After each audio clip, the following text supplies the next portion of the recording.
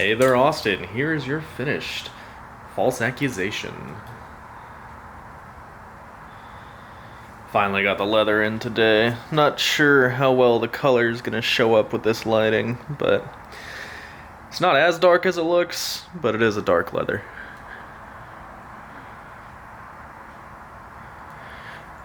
You may or may not be able to tell. I made some adjustments since the last showing of this glove. Mostly to the stalls, and a little bit to the strips. Just some weathering stuff. The bending and everything is the exact same. And I also weathered the rivets, which I think is how I'm gonna do these ones from now on. It looks better.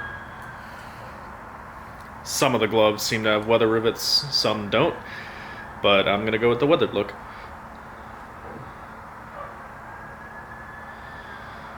These are the heat-treated 1095 steel blades. So these are hardened.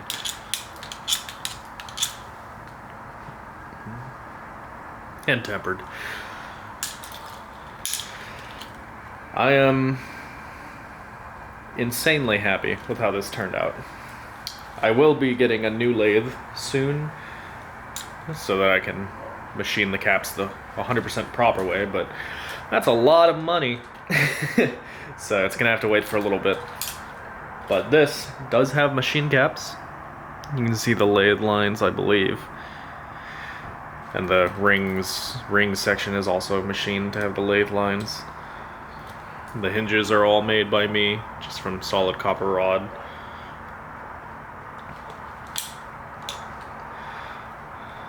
Give you a good look at the welds too.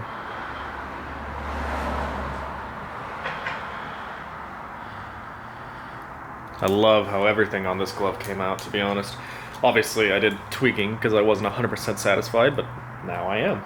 I think the weathering on this is fantastic. And now I know exactly how to do it for the next one, so that's even better. As you can see, it moves very freely. It's not my fingers, that's just gravity. It has the hole here, which, judging by what Andy said, the guy who sells the limited ones for Jody Mack, this might have been added after the fact, or I'm unsure, so I don't really know. But I am replicating this particular glove, so I'm adding that detail. The only thing that I didn't do was blunt the tips like this glove is.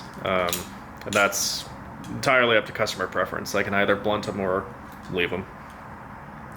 I left them on this one just because I thought it would be nicer for the first one.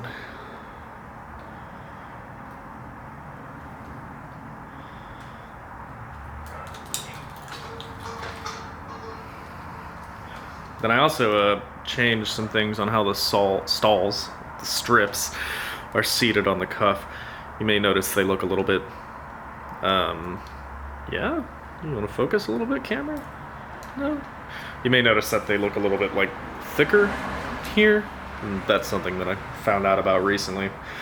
Not necessarily going to say what it is, but just a different technique for attaching them.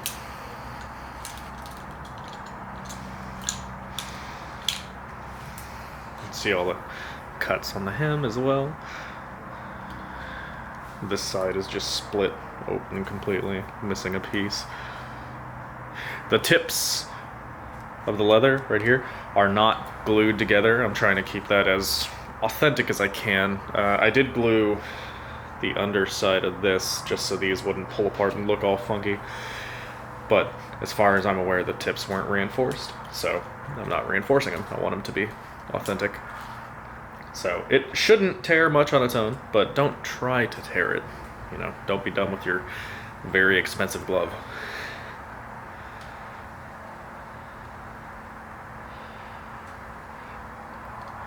But anyway, that's about it.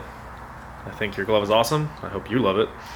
I have 9 more spots left for this glove. I'm doing 10 instead of 5 for these just because this particular glove has been a nightmare financially. So, like I said, I'm gonna have to buy like a $2,000 lathe. So that's why I'm making 10. But I have 9 spots left. I believe they're at $900 each. You get heat-treated real knives, basically, that I heat-treat myself out of 1095 steel. Nice new MIG welds, machine caps in the ring sections, which are one piece. Those are machined. You get these machine bits. You get replicated hammer marks. I replicate them as best as I can. Weathered rivets. The exact templates that I made for this, which are damn close. I can't really see much of a difference. Unless I had a screen used one in person, obviously. And then just a very nice weathering.